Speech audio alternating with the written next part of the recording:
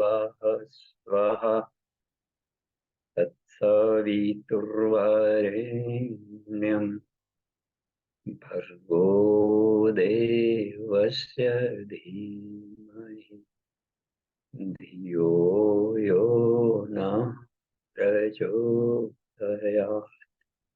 जी प्रणाम। आज की कक्षा है दक्षिणाचार्य से तंत्र महाविज्ञान और आत्मानुसंधान में तंत्र महाविज्ञान की भूमिका बहुत बड़ी है, क्योंकि आखिर आत्मा को अपने प्रकटीकरण के लिए कोई न कोई माध्यम चाहिए। शरीर जैसे ईश्वर, ऐसे समझे हम लोग कि ईश्वर निराकार है। तो निराकार को हम लोग देख नहीं सकते, निराकार को न छू सकते हैं, न देख सकते हैं, न स्पर्श कर सकते। तो उस अप्रत्यक्ष को प्रत्यक्षीकरण में अनुभूति के लिए कहीं न कहीं किसी न किसी रूप में साकार रूप में प्रकट होना होता है। स्थूलत्व। तो प्रज्ञोपनिषद में एक सूत्र आया है कि हे देवर्षि, निराकारत्व हेतुश्च प्रेरणाम कर्तुमीश्वर। आप तो जानते ही हैं कि ईश्वर निराकार है और इसलिए प्रेरणा भर दे सकते हैं बस। और प्रेरणा हमें दिख नहीं रही, कहाँ से विचार आया। प्रेरणा यही चूंकि हृदय आकाश में अवतरित हुई थे, हृदय आकाश में आए तो इसलिए आकाशवाणी कह दिया गया। एक विचार आया है ऐसा, तो इसलिए इस अवतरण को आकाशवाणी कहते हैं। चिता आकाश में एक स्फुरणा आई,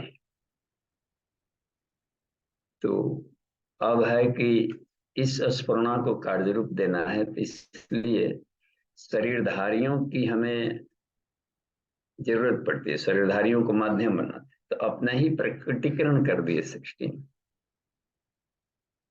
तो अब है कि प्रकटीकरण हो गया उनसे।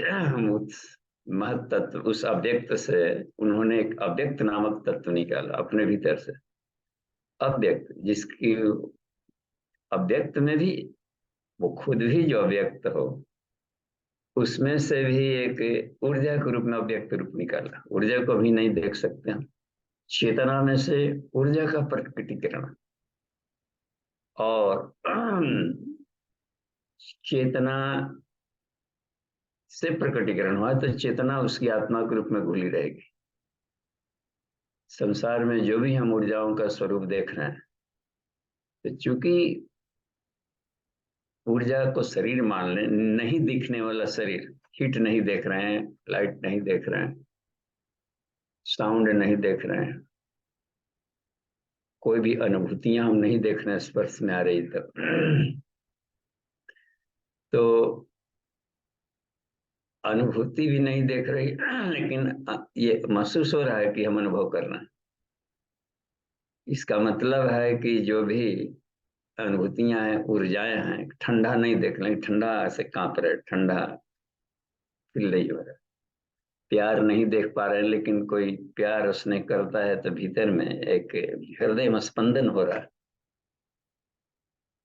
तो इसमें यहाँ पर एक बात सोचने योग्य है कि उस अव्यक्त में, आत्म तत्व में से एक अव्यक्त तत्व निकला, ऊर्जा का रूप। तो ऊर्जा ही बॉडी हो गया, और उसके भीतर में आत्मा के रूप में चेतना, आत्मा के रूप में व्याप्त प्रकाश की किरण दौड़ रही है। एक फोटोन दौड़ रहा है, तो अपने से नहीं दौड़ेगा, कहीं ना कहीं उसमें चेतना है। परमाणु दौड़ रहे हैं, परमाणु काम है, संसार का हर पार्टिकल दौड़ रहा है, स्थिरता नहीं कहीं। तो वो अपने से नहीं दौड़ेगा, कोई ना कोई भीतर बैठकर हाँ कराए उसको। जड़ के भीतर विवेकवान चेतन, लेकिन दौड़ने के लिए कोई ना कोई बॉडी मिला, ऊर्जा मिला, ऊर्जा और घनीभूत हुआ। उस अव्यक्त को, उस घनीभूत अवस्था को महत तत्व कह दिया। अव्यक्त से महत तत्व, महत तत्व से अब ये शुरू हो गया अपनी पृथ्वी, जल, अग्नि, वायु, आकाश, तन्मात्राएं, कर्मेंद्रियां, ज्ञानेंद्रियां, सब वो फ्रीज्ड होती गई, गाढ़ा होते गया, कंडेंस्ड होते गया और स्थूल रूप में आ गया। अब है कि कोई स्थूल में जी रहा हो ऐसे देखते हैं। स्थूल को हाँकने के लिए हम लोग मनुष्य के शरीर में स्थूल हो गया, स्थूल के भीतर में एक सूक्ष्म तत्व बैठा है, परत दर परत वाला, तो आत्म तत्व है। अब इसको जानना है तो जैसे डोरी निकला था, मकड़ा ने अपने यथा उड़नाभि, जैसे मकड़ा ने रेशा निकाला और पहुंचना हो यहाँ से, तो उसको रेशा को पकड़ते जाएं। प्रसवन हुआ तो किसने प्रसवित प्रसवित किया, उसको पाना है तो प्रति प्रसवन, रस्सी पकड़ना। इसी को कह दिया गया है गाय का पूंछ पकड़ने वाला ब्रह्मलोक जाता है। गाय माने गायत्री, तो प्राण से उत्पन्न हुआ है, प्राण का पूंछ पकड़ेंगे, प्राण से सारे उत्पन्न हुए हैं तो पूंछ पकड़ेंगे तो ये एक सूत्र है, सूत्र, इसको पकड़ना। अब तो इस तरीके से तो तंत्र, ये सिस्टम को तंत्र कहा दिया। जो भी निकला संसार बन गया और एक नियमावली व्यवस्था में चल रहा है। पूरी सृष्टि, पूरी अपरा प्रकृति ही तंत्र है। तो तंत्र को बिना समझे हम उस सूक्ष्म में नहीं जाएंगे। इसलिए ये शरीर को माध्यम है, शरीर भी ऐसा नहीं है कि शरीर छोड़ करके पा लिया सीधे। शरीर, मन, आत्मा इन्हीं के प्रयास द्वारा। कहा कृष्ण ने एक और भी बात कही है गीता में कि अर्जुन, ज्ञान योगी भी पाल सकता है, कठिन है, लेकिन जो कर्म करते हुए यानी प्रैक्टिकल लाइफ जीते हुए जो जाएंगे उनको सुविधा होगी। प्रैक्टिकल करने के लिए फिर संसाधन है, शरीर है, तो ये आसान पड़ता है देखना। सूत्र के द्वारा सीढ़ियों से चढ़ना आसान हो जाता है, छत पर उड़ के जाइए, छत पर जाना है, उड़ जाइए। उड़ने में सब लोग नहीं उड़ सकते, उसके कितना जंप करेंगे, 5 मंजिला बिल्डिंग बनाए, वो जंप नहीं कर सकते उतना, कुछ खास ऊंचाई तक। अब यह है कि उड़िए तब सीढ़ियों से जाएंगे बस। तो ये है, पतंजल ने भी कहा कि ठीक है, उदितम्बरा प्रज्ञा को पालना है, एब्सोल्यूट ट्रूथ को जानना है, उसके साथ अपने को जोड़ लेना है परमात्मा तत्व से। तो स्टेप वाइज स्टेप करो। देखिए यम नियम सब फिजिकल बॉडी से हो रहा है संसार के साथ। इससे अनुभूतियां मिलेगी, चेतना रिफाइंड होगा। आसन प्राणायाम कर रहा है धीरे धीरे, अब प्राणायाम के बाद में अब सूक्ष्म चलने लगा, जो नहीं दिख रहा है, प्रत्याहार नहीं दिख रहा है दिमाग में क्या चल रहा है। ये तो मतलब कि सूक्ष्म में भी सीढ़िया है, सूक्ष्म भी स्थूल का ही रूप है, दिख नहीं रहा है, लेकिन वो इतना सूक्ष्म है कि अभी भी स्थूल के रूप में है। मन, मन को हम देख नहीं पाए, लेकिन मन ये जरूर पता चल जाता है कि हम क्या सोच रहे हैं। ठीक, बुद्धि को नहीं देख पाए उसके ऊपर वाला, लेकिन ये जरूर पता चल जाता है भीतर में, एक साक्षी भाव में, कि हम डिसीजन ले रहे हैं, क्या सही है क्या गलत है। इसका मतलब है कि इससे ऊपर भी कोई सत्ता है जो कि फील कर रही भीतर में, अनुभव कर रही है कि हम क्या कर रहे हैं।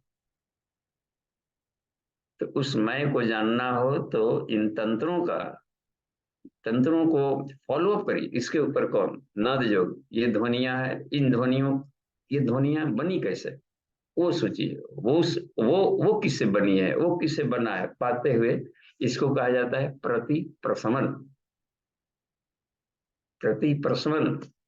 और तो पुरुषार्थ शून्य नाम, जैसे जैसे एक प्रयास किया वहां पा गए, तो इसके प्रयास शून्य हो जाते हैं, अब इसकी जरूरत नहीं पड़ती है।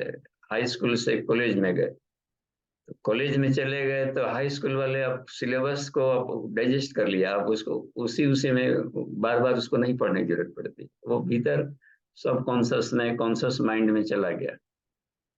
तो इसको कहा जाता है पुरुषार्थ शून्य नाम, और गुणा नाम उसमें प्रतिप्रसवंच, कैवल्य, कैवल्य को प्राप्त कर लेना है। तो ये तो तंत्र साधना इसी को कहते हैं। हम लोग अब दिमाग में अल्ल बल भर गया तो अलग बात है कि तंत्र माने खोपड़ा खोपड़ी अल्ल बल कुछ और कर रहा है, ये है। और मारण मोहन की जहां तक की बात है, मारण मोहन उच्चाटन, तो ये सब हम लोग बाहर के नहीं, भीतर के ही अपने शक्तियां जो उफन रही है उसको मारना पड़ता है।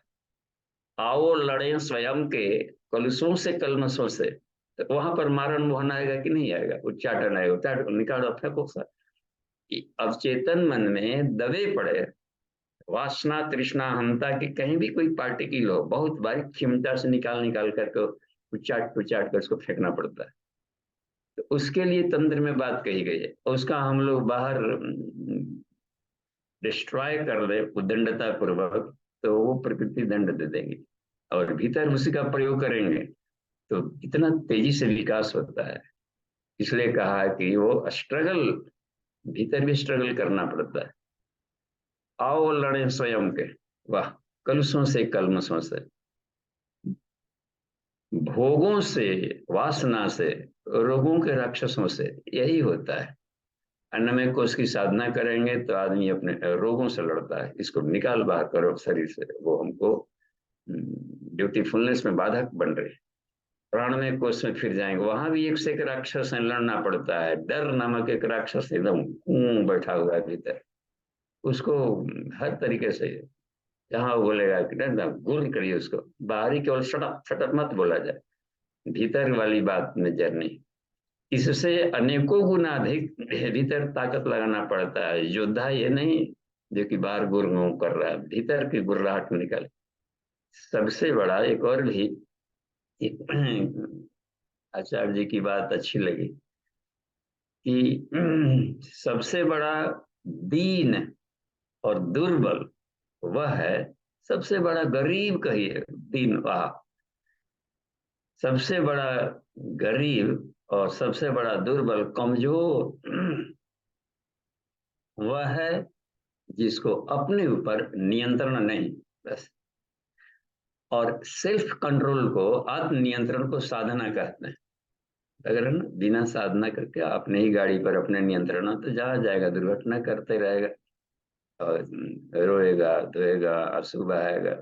कितना गजब है जी। लग रहा है ना कि हमारे जीवन में दुख कष्ट क्यों आते हैं, भीतर क्यों आ रहा है, टेंशन तनाव खीज ब्लड प्रेशर सनकी बनना, ये सब आवेशग्रस्तता बेचैनी, ये सब आ रही भीतर के राक्षसों से लड़ाई नहीं किया गया, बस ये इसकी कहीं सत्ता ही नहीं है, हमने क्रिएट कर लिया है लाइफ में, कहाँ से बटोर लिया है अनाप शनाप बरातियों को भीतर में।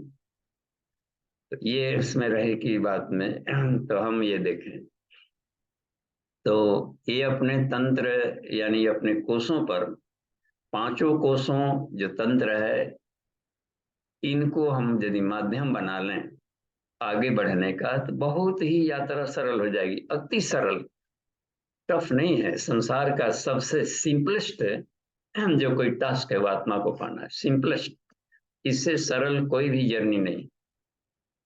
फेलियर्स लोग ही कड़ा बना देते हैं विषय को, वे लोग बहुत ही कठिन है। बस एक जो बात कही गई इसमें कठोपनिषद में, प्रतिष्ठत जाग्रत प्राप्य वरा निबोधत क्षुरस्य धारा, उठो जागो श्रेष्ठता को प्राप्त करो।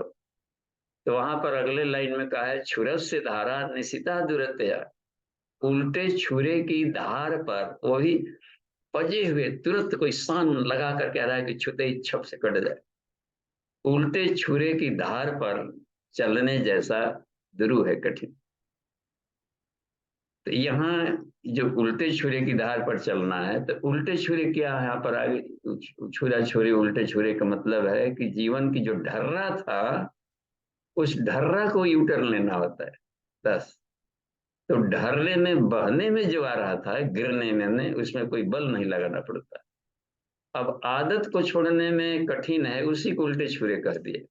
आदत बहुत ही आसानी से नहीं छूटता है, जन्म जन्मों तक उसमें लपेट करके उल्टी वास्तविक योनियों से जो बांधा गया है, इसलिए वो कठिन हो गया। अब उतना ही उल्टे कुत्ते को पूंछ ढेर लटका है तो उल्टा उल्टा घुमाई।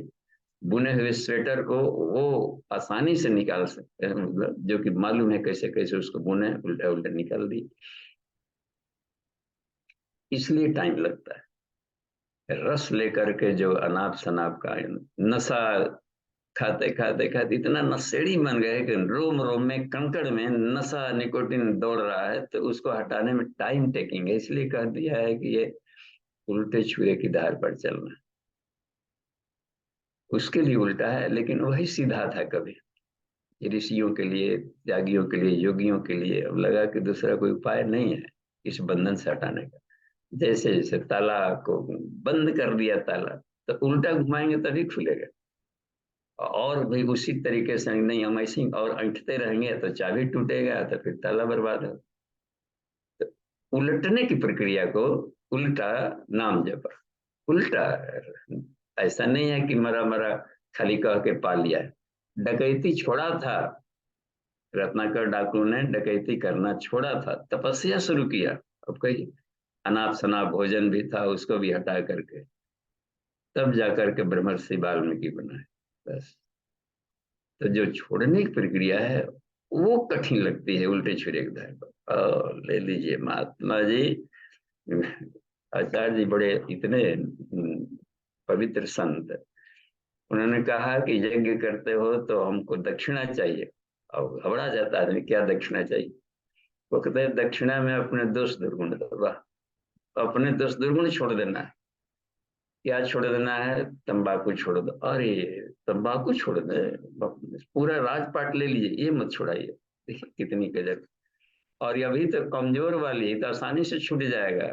ईर्ष्या द्वेष छोड़ो, अब उसमें कितना कठिन काम है। निगेटिव थॉट छोड़ो, निगेशन। भूल करके भी नकारात्मक चिंतन की कहीं गुंजाइश नहीं। जब ईश्वर सर्वव्यापी है और सकारात्मक है, शिव है, कल्याणकारी है, इसका मतलब है कि निगेटिव थॉट कहीं है ही नहीं सृष्टि में।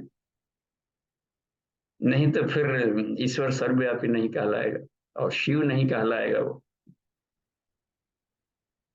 तो अब हर विचार शिव शंकर, शंख माने कल्याण, करने वाला, शुभ और जो कल्याणकारी हो, यानी कि सृष्टि का हर पार्टिकल शुभ है और वो वेलफेयर के लिए बना है।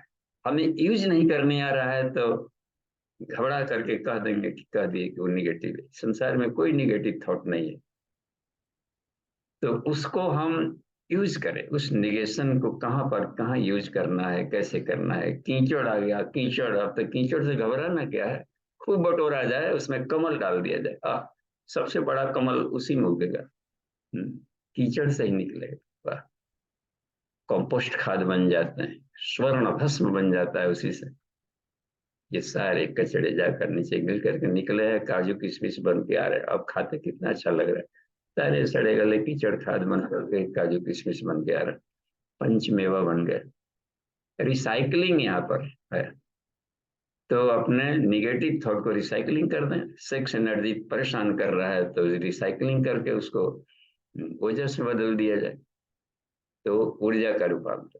तो आज दक्षिणाचार में जो बात थी, तंत्र में, यहाँ विज्ञान में 7 प्रकार के आचार, यानी इन सारे सिस्टमों पर अपना कमांड करना हो आत्मशक्ति से, तो 7th स्टेप रखा गया। तो 7th स्टेप में था कि पहले वेदों को हम लोग समझे, यानी परा, जो अपरा प्रकृति है उसमें, और परा अपरा जो दोनों नेचर है, इसको पहले समझा जाए। इसको कहते हैं वेदाचार।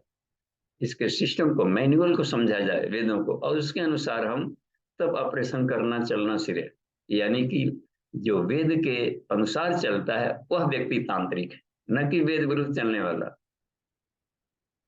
वेद जिसके सांस सांस में घुली गई हो, उसी को तांत्रिक कहा जा रहा है। कितना बार है, वेद मूर्ति हैं पूज्य गुरुदेव, तो उसमें अपनी रह गई कि वेदाचार, वेदों के अनुसार आचरण करो। उसके बाद में रह गई वेद विदित आचार हर जगह।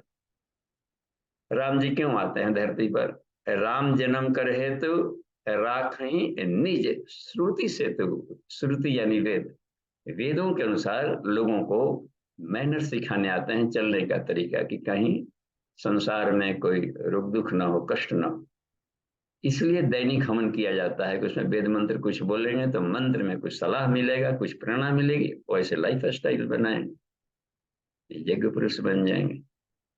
तो ये उसमें बात रही। तो वेदाचार था, उसके बाद में वेदाचार हो गया तो उसी को ब्रह्माचार कह देते हैं।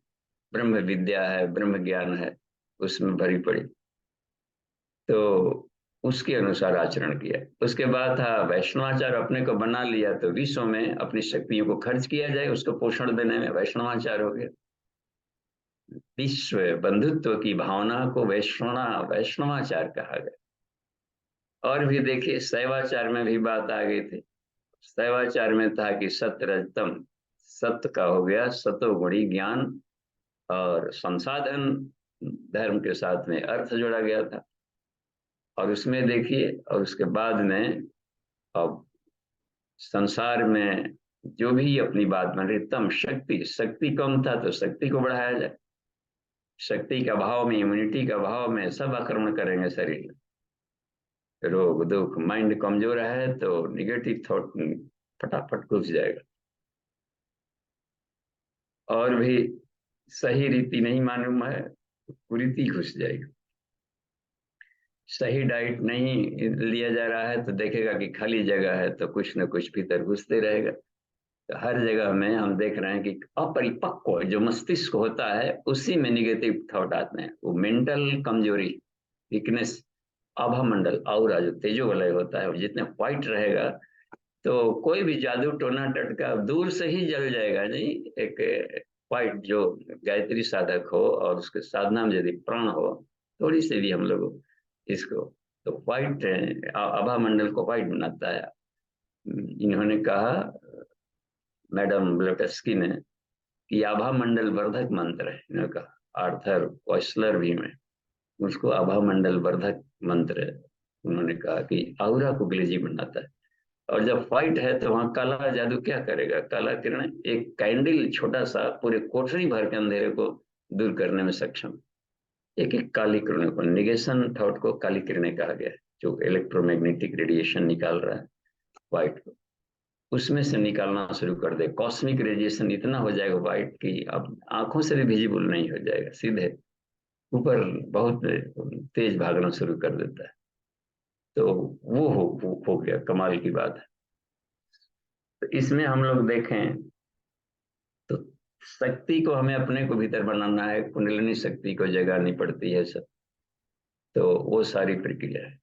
तो जगाने, फिर दक्षिणाचार उसके बाद चल रहा था कि भेद दृष्टि खत्म, ब्रह्मा विष्णु महेश, पुरुष प्रधान आकृति दिमाग में एक गांठ बन जाता है। नहीं, जो देवियां हैं तो ब्रह्मा की ब्रह्माणी, वैष्णवी, सांभवी, उनके भीतर की जो शक्ति तत्व है जिसके आधार पर उनका शिवत्व है, विष्णु का विष्णुत्व है और ब्रह्मा का ब्रह्मत्व बना हुआ है, उस मूल शक्ति को, और शक्ति चूंकि स्त्रीलिंग है तो स्त्री जाति, तो देवियों को भी हम उसी ढंग से करें। तो सनातन धर्म में अपने जो पर्व त्योहार मनाए गए, तो रामनवमी जन्माष्टमी भी है, लेकिन साथ में और भी तो सरस्वती पूजा है, लक्ष्मी पूजा है, देखिए दुर्गा जी का है, कमाल की बात है, सबसे शक्तिशाली दुर्गा जी की दुर्गा जयंती। सब, हे अर्जुन युद्ध करना है तो अभी मत करो, घबराओ मत, रात भर का टाइम है, रात भर तुम दुर्गा का आह्वान करो और यज्ञ करो दुर्गा से,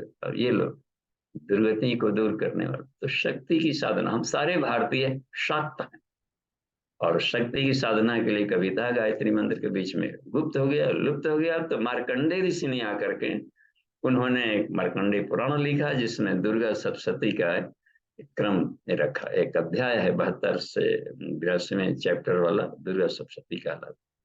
तो चूंकि जो विद्या लुप्त थी, लेकिन शक्ति साधना तो नहीं छोड़ सकते दोनों। तो ये आ गई है गंगा, दशहरा, ये सब। तो आज हम लोग जो मंत्र लेंगे यहाँ पर, उसमें से 27 देवियों के नाम आए हैं, 3 केवल श्लोक में, पौराणिक श्लोकों से हम लोग देख रहे हैं। उनकी थोड़ी शक्ति धारा के बारे में हल्का सा उसको विहंगम दृष्टि डालते चलेंगे कि क्या। तो उन 3 श्लोकों पर हम लोग आज चर्चा करेंगे। तो एक हो जाता है पहले में गंगा। गंगा, नमामि गंगे नमामि गंगे। तो गंगा जी, अरे गंगा जी में नहाइए पाप कटेंगे, मोक्ष मिल जाएगा, जन्म जन्मों के पाप कट जाते हैं। तो वो कभी निकला होगा तो यूं ही नहीं निकला होगा और इतना लोकप्रिय हो गया। जरूर कहीं ना कहीं उसके रहस्यों को और थोड़ी सी गहराई में जाने की जरूरत है कि आखिर ये शब्द जरूर कैसे निकला होगा कि पाप कटते हैं। तो हम लोग पाप को कुछ और मान लिए होंगे। पाप मतलब यहाँ पर रोग दुखों से मतलब है। गंगा के जल का सेवन किया जाए तो रोग दुख खत्म होता है। आप में कोई जलाहार कर रहा हो और गंगा जी का जल का, वो भी माने उधर उधर उद्गम गंगोत्री गोमुख वाले जहाँ से पवित्र मिलता हो, इधर तो शहरों की नदियों के मलबे मलगद निकल करके उसमें जाते हैं। तो भले उसमें थोड़ा सा प्रदूषण उसमें वो घुल गया हो, लेकिन उसका जो शुद्धिकरण करने की क्षमता है वो तभी है उसमें विद्यमान है। तो गंगा का मंत्र इसमें दिया गया है देवा वाहन में। उसको हम लोग देखें क्या इसमें कहा जा रहा है। इसमें एक आता है एक मंत्रों में, ये गंगा जी में ओम विष्णुपादाब्ज संभूते गंगे त्रिपथ गामिनी धर्म द्रवेति विख्याते पापम में हर जाह्नवी। इसमें गंगा को यहाँ पर एक जाह्नवी शब्द का भी प्रयोग किया गया है और गंगे शब्द भी, दोनों दोनों नामकरण किया गया। और देखिए गंगा के उद्गम बताया गया। वो पृथ्वी से नहीं निकली हैं, वो धरती से नहीं निकली। वह धरती की जितनी नदियां निकली उद्गम, वो बासी हो सकता है और बासी शब्द गंगा जी में नहीं लगेगा। और ये पुरान हो सकता है और इसमें इसमें ये कुछ समय में कालांतर में खराब हो सकता है, लेकिन गंगा कालांतर में भी 100 वर्ष की हो जाए पानी का आप रखें तो खराब नहीं होगा। कैसे शहद खराब नहीं होता, अमृत है गंगा, अमृत चरणामृत। देखिए गंगा स्नान कराया जाता है मूर्तियों के प्राण प्रतिष्ठा में। दादाजी मर रहे हैं तो एक ड्रॉप गंगा जी दे दो, एक ड्रॉप भी गंगा जल, कितना कमाल की बात है। वो हाई पोटेंसी है, वो होम्यो ड्रग है, होम्यो का एक कितना पोटेंसी आता है। हम लोग थोड़ी गंगा की गरिमा को समझें। उसमें देखिए कहा कि विष्णु पादाब्ज संभूत है, विष्णु के चरणों से निकले। अब फिर यहाँ पर जो साइंस पढ़े हैं तो फिर कंफ्यूज हो जाएंगे, विष्णु शब्द से घबरा जाएंगे। क्या घबराहट करना, ये महासाइंस है, पर विज्ञान है। विष्णु माने कोई आदमी न समझ ले, आकाश में उड़ रहा है, उसके पैरों से टप टप कुछ पानी चू रहा है। इसलिए क्या है कि अध्ययन करना जरूरी होता है भारतीय दर्शन का। उसमें कहा गया सूर्य वही विष्णु, सूर्य ही विष्णु है। बस जो पूरे विश्व को पोषण दे रहा है, सूर्य न रहे तो पूरे हर कोई मर जाएंगे, हर कोई मरेगा। पौधे भी फोटोसिंथेसिस नहीं कर पाएंगे, न फिर अनाज मिलेगा, न फ्रूट्स मिलेगा, न कुछ। हर कोई आफताब सूर्य को जो दे रहा है, तो सूर्य फ्यूज कर दिया तो मतलब है सारे उसके जितने भी सराउंडिंग से उपग्रह घूम रहे हैं, ग्रह घूम रहे हैं, सब ब्लैक होल में चले जाएंगे। तो सूर्य जो वही विष्णु, सूर्य ही विष्णु है, बस इतने जान। तो विष्णु के चरणों से निकली हुई उनकी जो किरणें हैं, तो किरणों में भी किरणें ही कंडेंस्ड होकर के जल में बदलती है। तो संसार के जितनी भी किरणें हैं, जितनी भी जल है, इन जलों में एक और भी जल है जिसको मरीचि जल कहा जाता है। मरीचि जल, आध्यात्मिक किरणें को मरीचि किरणें कहते हैं।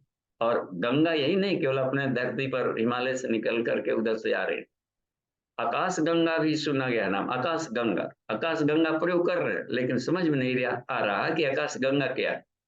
आकाश में भी गंगा दौड़ रही है मरीचि जल के रूप में। जो देखते हैं व्हाइट मिल्क वहां पर, तो ज्योतिर्पिंड है, उनके प्रकाशों में कुछ ऐसी किरणें हैं, ओजस तेजस वर्चस, जो कि मरीचि जल कहलाते हैं। वही जब वहां से निकला विष्णु को वो, तो ये अंतरिक्ष में वहां पर जो ध्रुव है ब्रह्मांड का, धुरी उत्तरी ध्रुव, ध्रुव तारा देखिए उत्तरी ध्रुव, उत्तरी ध्रुव में जब उतरता है यहाँ पर से लेकर के, तो पूरे अंतरिक्ष को ही कह दिया गया है शिव जी की जटा। व्योमकेश भी नाम है शिव जी का, एक व्योमकेश, अंतरिक्षी जिनकी जटा हो, वाह, उसमें आकर के वही किरणें आकर आ रही, और सूर्य के संपर्क में आते ही वो स्पर्श करके आ रही है। और सूर्य वही विष्णु देख रहे हैं, पूरे ब्रह्मांडीय ऊर्जा वहां पर अवतरित होकर के सूर्य की किरणों से घुलती हुई आ रही है। तो विष्णु को चरण कह दिया है, किरणों को ही, सूर्य की किरणों को विष्णु का चरण कहते हैं। बस वो किरणें आती गई और आती है वही ला करके उस, इतना टेम्परेचर कूल है कि कूल होते होते वो हिमपात के रूप में गिरती है। कहाँ? पृथ्वी के हिमाद्री हृदय है जो वहां पर, मेरू पर्वत है, शिवलिंग है, उधर जाएंगे तपोवन वाले एरिया, गंगोत्री गोमुख वाला, उसे हिमाद्री हृदय कहलाते हैं। हिमपात बन करके गिरा, देख कितना कमाल का है वो, और वही जाकर के गर्मी से पिघल पिघल करके आता है गोमुख में। तो ये उत्तरी ध्रुव को ही, वो ब्रह्मांड के उत्तरी ध्रुव को ब्रह्मा का कमंडल कहा जाता है, कि ब्रह्मा के कमंडल में आई, ब्रह्मांड के नॉर्थ पोल को कमंडल कह दिया। अब इस तरीके से अवतरित होकर के स्नोफॉल के रूप में आई और बह करके आ रही, मरीची जल है दीप। और यहाँ भी आई तो जड़ी बूटियां, औषधियां और भी दुर्लभ चीज नीचे भी मिल गए उसमें, कमाल। तो आ करके, इसलिए इसमें कभी मरीची जल है ना, प्रकाश का जल है। इसमें प्रज्ञोपनिषद हमें पढ़नी चाहिए, जो आज के विश्व के सारे समस्याओं का समाधान उसमें है। उसके षष्ठम मंडल है, छठवें अध्याय, 4 अध्यायों का, तो 4 मंडल का तो प्रज्ञा पुराण के रूप में, कथानक के रूप में सरलीकरण कर दिया गया। लेकिन बाकी जो 2 मंडल है, उसमें जो लास्ट वाला मंडल है, उसमें उसमें एक चैप्टर आता है हिमाद्री हृदय। बस क्यों हिमालय में जाते हैं लोग साधना करने, लाभ लेने, तो वही गंगा जी का दुर्लभ औषधियां हैं, जड़ी बूटियां हैं, इन्वायरमेंट है, तपस्या की गई, जो साधनाएं यहाँ पर वर्षों में होती है, वो कुछ ही समय में उसके कम से कम 1/4 से टाइम में पूरा हो जाएगा। इन्वायरमेंट है, और वहां से ऋषि लोग तप किए हैं, वो ऊर्जा भी निकलते। तो ये गंगा जी का पानी, मरीचि जलम, देखिए मरीचि जल दिव्यत्वम, देखिए कमाल की बात है, कारणाद एवं निर्मले, यही गंगा जी की निर्मलता का कारण है, कि कभी नहीं वो बासी होगी, न कभी होगा। मरीचि जल दिव्यत्व। और भी इसमें आकर के गंगा महागंगे इसमें कह दिया गया है, समायाति न एवं, इसमें उसमें विकृति अशुभा, कभी भी विकृतियां नहीं आती इस ऋषि जल के चलते। तो ये हमें देखिए आगे देखते हैं। तो विष्णु पादाब्ज संभुते गंगे त्रिपथ गामिनी, ज्ञान उसमें कर्म भक्ति का, उसमें वो दिव्य है ना, उसमें ज्ञान भी मिलेगा, एक्टिवेशन की भी शक्ति मिलेगी, और भक्ति भावना उसमें जुड़ी है। और भी देखिए त्रिपथ गामिनी कहता है, स्वर्ग लोक पृथ्वी लोक पर भी आई, पाताल लोक में नीचे ऑब्जर्व होकर किरणें जाकर नीचे भी कहीं कहीं जलाशयों में जाते हैं। मीठे जल बहुत ही मिलते हैं नीचे भी, स्रोत में नीचे जाकर देंगे, अमेरिका में एक मिशिगन एक लेक मिला, मिशिगन लेक, उसका क्या तो मिशिगन लेक था क्या कहीं, उसमें बहुत बड़ा जैसे समुद्र जैसा दिखता था, मीठे पानी थे।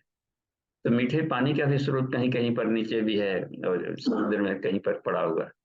तो ये बहुत ही पेय जल, नीचे से भी बोरिंग करते हैं आप, तो ये अभी खरा जल है। और जाइए 125 फीट जाइए, 250 फीट तक हम बोरिंग कराए हैं, और मीठा जल ले रहे। तो पाताल को भी कहा गया है कि यहाँ से फिल्टर्ड होकर के भी वो, तो ये हर जगह ताकते हैं। स्थूल सूक्ष्म कारण, ज्ञान गंगा को भी कहा जाता है, गंगा गायत्री का भी अवतरण गंगा दशहरा। एक और बात, इसमें जाह्नवी शब्द भी आया है। गंगा का अवतरण हुआ था जहनु ऋषि, इधर ही बिहार में क्या ही क्षेत्र है इधर, जहाँ से सुल्तानगंज है, वहां से पानी लेकर के शिव जी पर चढ़ाने उत्तरायण हो गई। तो इधर ही कहीं उधर टीले पर उस एरिया में जहनु ऋषि तप कर रहे थे, और उनका आश्रम व्यवस्था भी था, और गंगा की धार से लगा कि दह जाएगा। तो उनके तप शक्ति से ऐसा कर दिया कि वहीं पर वो पता नहीं कहाँ पर पानी उस सोखते चला गया। तो कह दिया जाता है कि गंगा जी को पी लिए, पी लिए। तो फिर जाकर के, अब जिस उद्देश्य के लिए आई थी, भगीरथ ने बहुत प्रार्थना की, अन्य भी ने किया, देवताओं ने भी, वो तो उन्होंने उन्होंने से अब कहा कि उनके तब एक धारा निकली है वहां से, फिर वो वहां से तो त्राण करके हो गई। तो उसी कह दिया जाता है कि उन्होंने कान से निकाल दिया। तो जहनु ऋषि के टीले से फिर जाकर के अंडरग्राउंड होकर के फिर जाकर के निकल गई है, तो उसको जाह्नवी नाम पड़ गया। उसका भी एक तिथि होता है, वैशाख शुक्ल सप्तमी को जाह्नवी तिथि गंगा जी का के भी होते माना जाता है यहाँ पर। तो ये कहने का मतलब है कि जो नामकरण होते हैं धाराओं के, तो किसी न किसी उद्देश्य से बन जाते हैं। बोलिए ये तो ये हो गया गंगे नमामि गंगे, तो हम लोग उसका सेवन करें लाभ में, तो ये हो, तो इसी कारण से कहा गया।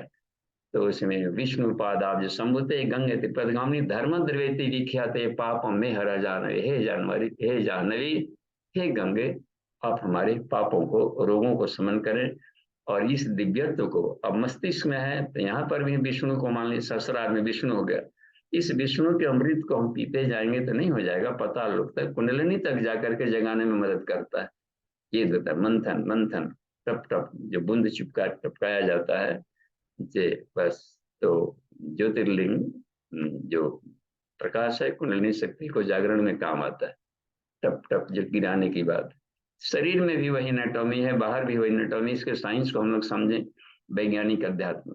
अगले एक और भी देखते हैं श्लोक को, उसमें अंतरिक्ष में दौड़ने वाली 16 शक्ति धाराओं को, जो मातृकाएं कहलाती, माँ की तरह पोषण करने वाली शक्ति धाराएं हैं, तो मातृकाएं कहलाए। उसमें आता है, उसमें ओम गौरी पद्मा शची मेधा सावित्री विजया जया, एक ही में 7 का नाम दे दिया गया। उसमें देवसेना स्वधा स्वाहा मातरो लोक मातरा, 5 और भी हो गया, 12 कर दिया गया। धृति पुष्टि तथा तुष्टि आत्मना कुल देवता, तो 12 4 16 और भी जोड़ दिया गया। गणेशेनाधिकाह्येता वृद्धो पूज्याश्च षोडश, ये 16 मातृकाएं ये ऐसी हैं कि गणेश से भी अधिक वृद्धि प्रदान करती हैं। इसलिए विवाह के कर्मकांडों में, शादी विवाह में अनिवार्य कर दिया जाता है, इसका भी पूजन इधर कर्मकांडों में किया गया। इन दिव्य शक्ति धाराओं को हम अपने जीवन में यदि धारण करते हो, तो सवाल ही नहीं उठता है कि जीवन के किसी भी कैंपस में अपनी चमक, अपना सूर्यात्मक प्रकाश ना आए। यही है। तो अब उसमें देखते हैं, उसका हल्का सा विहंगम देखते जाएंगे उसमें क्या है। तो अब ये जैसा कि नामकरण है और पौराणिक कथानक में भी आया करता है कहीं, तो पुराण बनाए गए हैं अध्यात्म को, गूढ़ अध्यात्म को थोड़ा कथा कहानी के माध्यम से समझने के लिए, लेकिन उन शब्दों के भीतर में झांकते हुए, झिलमिलाते हुए अर्थों को हम लोग देखें तो वो जल्दी समझ में आएगा वैज्ञानिक ढंग से। उसमें देखिए गौरी, साफ जाहिर है कि वहाँ गौर वर्ण वाले से मतलब है, तो ज्ञान की एक चमक बनी रही होगी।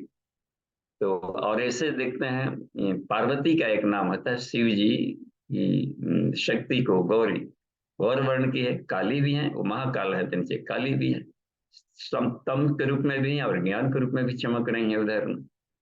तो यह रह गई, तो गौरी का मतलब हो जा रहा है प्रसिद्ध है, गौरी शंकर, यानी शंकर की शक्ति को यहाँ पर गौरी कहा गया। कल्याणकारी, शुभ कल्याणकारी विचारों को गौर, तन में मना शिव संकल्प मस्तु, उसको हम यदि देखें थॉट्स के रूप में, विचारों के रूप में, शुभ ज्योति के पूजन आदि अनुपम। तो यहाँ पर भी आ गया। और देखते हैं गौरी पद्मा, पद्मा कहा जाता है, पद्म परासीन कमल, ये कमला या पद्मा, कमल पद्म, कमला लक्ष्मी। देखिए, तो यहाँ पर हो गया गौरी का भी नाम आ गया, लक्ष्मी का भी नाम आ गया इसमें। गौरी पद्मा सची, सची कहते हैं इंद्राणी को, इंद्र की शक्ति को, आत्मशक्ति को यहाँ सची कह दिया जाता है, या इंद्रियों के भीतर में दबी पड़ी जो शक्ति है बहुत ताकतवर। तो ये इसमें गौरी पद्मा सची मेधा, मेधा शब्द आ गया सरस्वती को, यज्ञ में आता है ना, एक जगह हम लोग कहते हैं ओम मेधा में देवी सरस्वती आदधातु, तो लड़का मेधावी है, तो देखिए इसमें सरस्वती भी आ गई, लक्ष्मी भी आ गई और गौरी भी आ गई, 3 हो गया। इंद्री सची भी आ गई, गौरी पद्मा सची मेधा, सावित्री भी आ गया। देखिए सावित्री साइंस पूरे पंच भौतिक पदार्थों का, पंच तत्वों के भीतर के ज्ञान विज्ञान को, पंच कोशों के ज्ञान विज्ञान को, वाह, पंचकोशी साधना सावित्री साधना, पंचमुख हुआ। गौरी पद्मा सची मेधा सावित्री विजया जया, विजया जया भी दुर्गा के ही शक्ति धाराओं में सब आती। या सुना गया है कहीं विष्णु के द्वारपाल थे जय विजय, और सनक सनंदन सनातन सनत कुमारों ने साप दे दिया था। तो ये 3 युगों में, अलग अलग युगों में सब राक्षस सब बने थे। सतयुग में भी बने थे, क्या तो नाम था शुरुआत वाला उन लोगों का, हिरण्याक्ष हिरण्यकश्यप। तो उस तरीके से वो जय विजय सब थे। तो जय विजय के भीतर में भी वो शक्ति देव विष्णु के पास जब गई है, इसका मतलब कि पॉजिटिव हुई। जहां भी फॉल्ट से मिसयूज हुआ होगा तो इधर अपनी आ गई। लेकिन उनके भीतर में वो भी देवता है और देवत्व को लाभ लेते। तो देवत्व भी यदि जहां भी शिथिल होता है तो वो उनकी गति डाउनफॉल होने लगती है। तो ये होता है जय विजय विजया जया। और ये तो उनके हो गए हैं। तो विष्णु वैष्णवी की ये रक्षक हो गए। विष्णु के द्वारपाल तो वैष्णवी के द्वारपाल भी हुए, जया विजया। तो इसमें देखिए विजयादशमी, हाँ वहां पर विजय शब्द है, विजयादशमी। उसी में जया से जयंती कह दिया गया, जयंती मंगला काली। तो ये जो होता है जय और विजय, जय विजय, जय से जयंत शब्द भी के एक नाम आया। तो जय कह दिया गया कि जैसे भौतिक पदार्थों में हमारी यदि विजय होती है तो जय, और अंतःकरण में चित्त में उल्लास है और स्फुरना बन रही है विजयशील जीवन जीने की, उसको भी विजय विजय कह दिया। विजयादशमी पर्वो, जिसमें कहा गया है ना विजयादशमी पर्वो जाई तुम जीव जीव तुम जय जीवनम, विजयादशमी पर्व आता है विजयशील जीवन जीने की प्रेरणा देने। चित्त स्फुरणाम चित्त सुफलोल्लास संयुतान, हृदय में सुफल और उल्लास युक्त प्रेरणा भरने के लिए आया थी। तो लग रहा है कि एक अंतःकरण का बात है, एक फिजिकल वर्ल्ड में भी बात बन रही है। तो ये बड़े इसके शब्दों की गहराई में बड़े गुण है, वैज्ञानिकता छिपी पड़ी है। देवसेना कार्तिक की शक्ति को कहा जाता है। ये जो पंच खट चक्रों के भीतर में दबी पड़ी है देवताओं का, पृथ्वी जल अग्नि वायु आकाश के भीतर में जो उस पर नियंत्रण करने वाली शक्ति है, ये 5 देवताओं का। तो यह है खट चक्र वाला। तो कार्तिकेय की शक्ति को देवसेना कहते हैं। देवसेना स्वधा स्वधा स्वधा स्वाहा स्वाहा स्वधा। तो स्वधा और स्वाहा ये अग्निदेव की है। ओम विष्णु स्वाहा प्राणाय स्वाहा, ये जो मंत्र बोला जाता है, यानी कि ऊर्ध्वगामी डिवाइन प्रॉपर्टीज को ले आने वाले। और एक होता है पितरों के तरफ है, पितरों से सानिध्यता लेकर के लाभ लेने वाले, उसको स्वधा कहते हैं। तस्मै स्वधा नमः स्वधा नमः स्वधा नमः। तो स्वाहा और स्वधा अग्निदेव की 2 शक्तियां हो गई। अग्नि की गति सभी दिशाओं में जा रही है यहाँ पर। तो आगे देखिए, देवसेना स्वधा स्वाहा मातरो, अपनी माताएं, अपने जो जन्म दी हैं हमारी माताएं, हम सब की माताएं और ये सब, और ये सप्तऋषियों के जो उनकी शक्ति है माताएं हैं। तो ये जो घर परिवार की जो माताएं हैं, इनको देखिए, मातृ माता पितृचरण कमले बिहु नमः। तो इसको मातरः कह दिया। और लोक मातरः, ये 24 शक्ति धराएं जो होती हैं देवताओं की, लोक की रक्षण करने वाली। तो मातरो लोक मातरः, कितना सब बात है। धृति, धृति कहा जाता है कि ज्ञान को, आत्मज्ञान को प्राप्त करने के लिए जो इंटरेस्ट हो गया, अभिरुचि कहते हैं धृति को। धृति माने इंटरेस्ट। बिना इंटरेस्ट का जगह कोई भी छात्र किसी विषय में सफल नहीं हो सकता। कितना हो ब्रिलियंट है, लेकिन रुचि ही नहीं हो रही है कि हम कुछ पढ़ते, बहुत तेज है लेकिन पढ़ने में जब मन लगा दे तो क्यों नहीं मन लगा। तो मन लग गया तो समझिए कि ये भी एक सिद्धि है, जिसको धृति कहा जाता है। अब उसके ग्रहणशीलता बढ़ जाएगी, वो बटराएगा उसके भीतर में। ये कितना बड़ा है। धृति पुष्टि कहते हैं कंसंट्रेशन, एकाग्रता को। इंटरेस्ट है और रुचि है पढ़ने का, लेकिन पढ़ रहे हैं तो फिर भी जाकर कहीं मन यहाँ भाग रहा है, कहीं मन वहां भाग रहा है, किताब खोल रहे हैं कहीं और देख रहे हैं। तो ये उसमें रह गए कि कंसंट्रेशन होना चाहिए उस विषय के प्रति, तो गहराई बनेगी और उस एकाग्रता से विषय वस्तु तुरंत सॉल्व हो जाएगा। तो ये स्टूडेंट्स के ये होते हैं, छात्रों को मेधा प्रदान करने वाली, ब्रिलियंसी प्रदान करने वाली, लाइफ में सफलता देने वाली शक्ति धरा है। धृति पुष्टि तथा तुष्टि, लेबोरियसनेस, परिश्रम की क्षमता। जो जितना ही अधिक कंसंट्रेशन ढंग से वो करेंगे और मेहनत करेंगे तो सफलता जीवन में मिलेगी।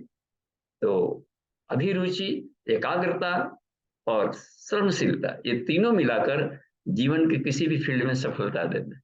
और जिसके पास है वो फिर उसके लिए क्या जीवन में कहीं कठिनाई रह सकती है, तो तृप्ति तुष्टि शांति दे देंगे। धृति पुष्टि तथा तुष्टि वहां भी आ गया। आत्मना कुल देवता, और अपने कुल देवी होती हैं घर परिवार की। तो घर में, हर घर में कुल देवता होते हैं, कुल देवी होती हैं, वही उनकी शक्ति को। तो ये उसमें रह गई बात करने का कि ये सभी शक्ति धाराएं मिलकर ये षोडश मातृका है। तो घीसड़ ओम जयाई नमः, बीजयाई नमः, गौरी नमः, सच्यै नमः, धृत्यै नमः, पुष्ट्यै नमः, ये आहुतियां डाली जाती। और भी देखिए 7 मातृकाएं हैं, उसको भी हम लोग देख लें, अगले श्लोक में आ जाता है। इसमें शक्ति जो देवा वाहन में आता है, सप्त मातृकाएं काली माँ के मंदिर में भी 7 उसमें रखे रहते हैं। तो ये दिव्य माताएं कहलाती हैं। कीर्ति लक्ष्मी धृतिर्मेधा, इसमें कीर्ति लक्ष्मी सिद्धि प्रज्ञा सरस्वती मांगल्य शिव प्रपूज्या सप्तयता दिव्य मातरा, सभी मांगलिक कार्यों में इन दिव्य माताओं की पूजा की जाती है। और हे दिव्य माताएं, आपकी हम आप आपको हम उपासना कर रहे हैं, आप हमें शक्ति प्रदान करें और अपने दिव्यता से हमें पोषण करें। देखिए कितना कमाल की बात। तो उसमें कीर्ति है, हर कोई आदमी जी रहा है कि जीवन में कुछ ऐसा रचनात्मक काम कर जाए कि कीर्ति, जस के लिए आदमी क्या नहीं कर डालता। कितने तो गलत तरीके से जस पाना हो तो बढ़तने वालों को लोग रूठते हैं, ठीक कर दीजिए, आगे बढ़ रहा है। तो अपने जस यशस्वी जो होता है वो संसार को देखता ही नहीं, वो अपना अपनी रास्ता खुद तय करते बहुत आगे निकल जाता है, अपेक्षा कर देगा, ठीक है, और निकलते जाएगा। आजू बाजू से होने वाले आक्रमणों से अपनी बचाव करते हम निरंतर छलांग लगा के आगे जाएगा। ऐसे लोग यशस्वी होते हैं, बस इन्हीं लोगों का इतिहास बनता है। तो कीर्ति लक्ष्मी, देखिए धन संपदा के लिए हम लोग कमा रहे हैं, खूब बड़ा नौकरी मिलेगा, ये पढ़ाई पढ़ लो, वो करो, जीवन का एक दोष है ना, बेसिक नीड पूरा करना है। तो संसाधन बहुत ही जरूरी है, वो इसलिए लक्ष्मी को अध्यात्म में रखा गया, पर्व त्योहार में रखा गया। खूब कमाया जाए और कमा करके राष्ट्र को समृद्ध बनाया जाए, अपने जीवन को समृद्ध बनाया जाए। तो ये कमाल की बात है। तो लक्ष्मी कीर्ति के लिए आदमी जी रहा है, लक्ष्मी के लिए जी रहा आदमी इन दिनों। तो बस पूरा का पूरा जन समूह ही इसी के पीछे पागलों की तरह आदमी दौड़ रहा है कि जितना जल्दी कैसे संपत्ति पाले, कैसे सुख भोग ले। लेकिन और भी देखिए, इसमें सुख संसाधन केवल लक्ष्मी से नहीं है, ये दिव्य माताओं में अभी और देखना पड़ता है। कीर्ति लक्ष्मी धृतिर, धन तो आया और रुका नहीं, धृत धारण नहीं किया गया, बह गया कहीं और। खूब कमाते हैं, अय्यास में सब खर्च कर दिया। और इतना धनी था, बाप दादा छोड़ गए थे, सब लुटा दिया, सब बेच दिया करना।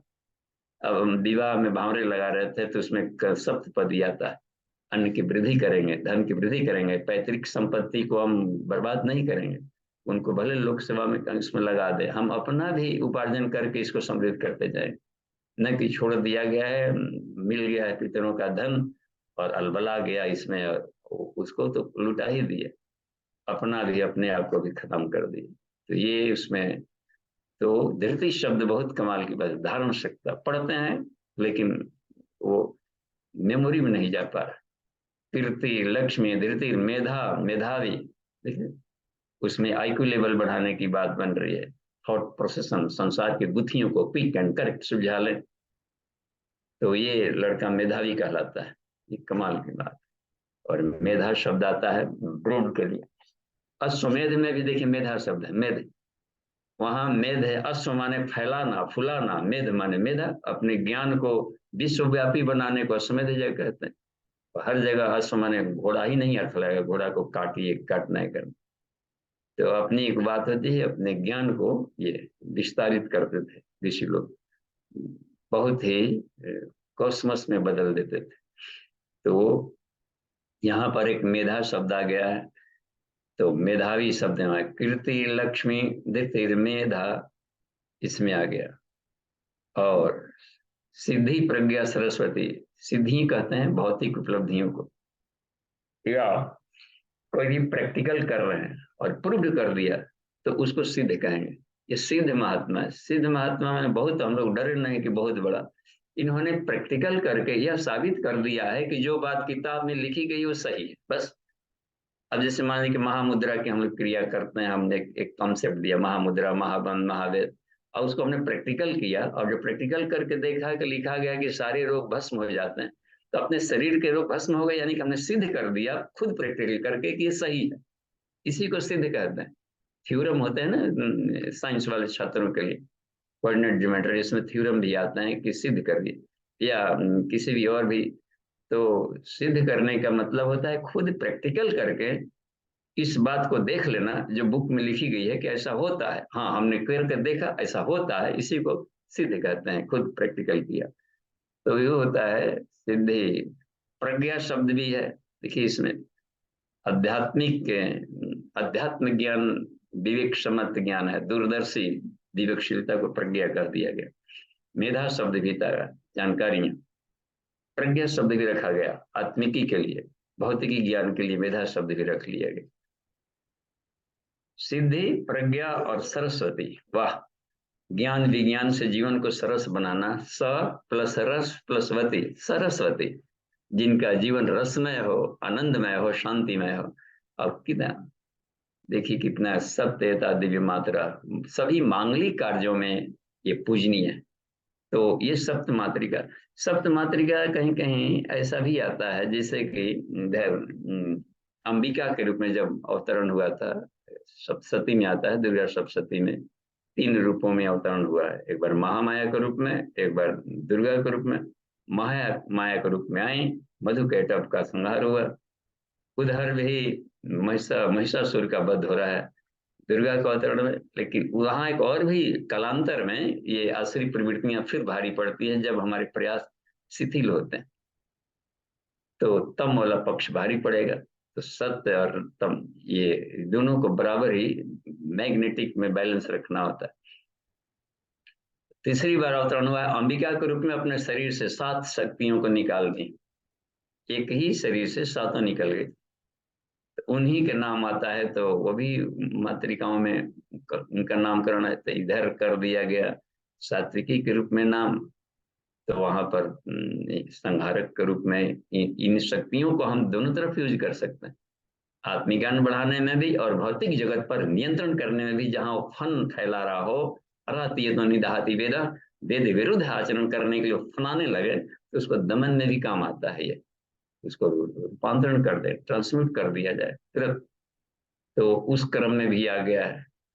तो उसमें, और वो उस समय शुंभ निशुभ चंडमुंड धूम्रलोचन, इनको जो बद की रक्तबीज, इनको जो बद वाली जो बात आई थी, तो अब इसमें उसमें दे दिया गया है कि ब्राह्मी है, उन 7 के नाम है, ब्राह्मी वैष्णवी सांभवी, तीनों उसमें भी आ गई, ब्रह्मा विष्णु महेश की शक्तियां। कौमारी, जिसमें देवसेना कहा गया है, उसमें कौमारी शब्द का प्रयोग किया गया है, कुमार कहा जाता है कार्तिकेय को। ऐन्द्री, देखिए वहां भी है, यहाँ शची कह दिया, वहां पर ऐन्द्री कह दिया गया है, इंद्र की शक्ति को। वाराही कह दिया गया है, और नारसिंही कह दिया गया, हिरण्याक्ष हिरण्यकश्यप को समाप्त करने के लिए वराह अवतार भी आया हुआ था, और ये नरसिंह का भी आया गया था। तो सात्विक सतयुग में वो सब हुए थे। त्रेता में भी आ गया था उधर कुंभकर्ण बन करके और रावण बन करके, तो इनके लिए भी राम के रूप में अवतरण इसमें आ गई थी। तो अपने भीतर में वो जो शक्तियों का साधना की है, जो लाभ लिए, तो वह करता है, हर युग में आ जाता है। द्वापर में भी देखिए आ गया था शिशुपाल और वक्रदंत बन करके। तो ये उसको, तो जहां भी युग कोई भी चलता है, यदि हमारी साधना निरंतर नियमितता नहीं बनी रहेगी, तो प्रतिदिन पदार्थ जगत डस्ट डस्ट आते रहते। कितना बढ़िया मंदिर हो, कितना बढ़िया मकान हो, यदि उसको हम ये कर लें, सफाई ना करें, बाहर बिल्कुल एयर टाइट बंद करके आप चले जाए, बिल्कुल कहीं से लेकर, फिर भी आकर देखने पर लगता है कि इस छूने पर यहाँ पर डस्ट आ गया। पदार्थ है ना, बराबर रेडिएशन इसमें से डस्ट निकलते रहेंगे। शरीर हर क्षण भीतर में मर रहा है, गल रहा है, लाखों कोशिकाएं मर रही है, लाखों नए जन्म ले रही हैं। वो तो ईश्वर का भला कि चमड़ों के लेयर में कुछ ऐसे जीवाणु डाल दिए हैं जो कि मरे हुए सेल्स को खा करके पुष्ट रहते हैं। तो सर ये कमाल की बात। लेकिन हर जगह हर क्षण संसार गतिशील है, हर क्षण हम लोग एक एक दिन अपने आयु का ढह रहा है, और बड़ी सेल्स नया न बने तो लगता है कि वृद्धावस्था आ गई। तो ये उसमें देखिए, तो हम लोग को अब ये लगता है कि आज का ये तीनों, अमन जी हो गया होगा, 24 शक्तिधरों का नाम लिया गया, गंगा भी उसमें थी, 16 मातृकाएं थी, सप्त और मातृकाओं का नाम लिया गया। इन्हीं को घी टपकाने को घीवधारी कहते हैं। और अग्नि में डालना था, कहीं कहीं देहात में देते हैं कि वो बना लिया गया है गुड़ का, उसमें फिर घी टपका रहे, दीवार को भी होता ना, ये करिए कैसा तो लगने लगता है, दीवार भी वो कितना मेहनत से सब किया गया है, पुट्टी पेंटिंग करना। वो हवन करते समय घी ढारो, जो मंत्र है ना, एक ही मंत्र है सब, ओम वशो पवित्रमसि सतधारम, वशो पवित्रमसि सहस्रधारम, देखते हैं। तो वो है लगातार जो गिरा रहे हैं, घी को ढार रहे हैं, वो गिरधारी है इन्हीं के नाम से। और ये 7 बार दिया जाता है सप्त मातृकाओं के लिए, उसको भी वो है इसमें। तो या अपने मन से भी चाहे तो डाल दे, ओम कृत्य लक्ष्म, ओम धृत्य स्वाहा, ओम सिद्ध्यै स्वाहा, ओम सरस्वती स्वाहा कह के भी डाला जा सकता है। तो अलग से ढेर सारे मंत्रों के पलंज पचड़े में नहीं पड़ना, सिर्फ उसी का नाम लेकर भी आहुति दे सकते हैं, या गायत्री मंत्र से आहुति डाल दिए, तो सारे काम एक गायत्री मंत्र से किए जा सकते हैं। बिल्कुल सरल है और सहज है। तो अभी के लिए कक्षा को हम यहीं पर विराम हो गया, समय भी हो गया। तो प्रश्नोत्तरी में आते हैं, जिज्ञासा समाधान। जी धन्यवाद अंकुर जी, अमन जी और नितिन जी। देखिए आगे के लिए अब हम लोग देखें।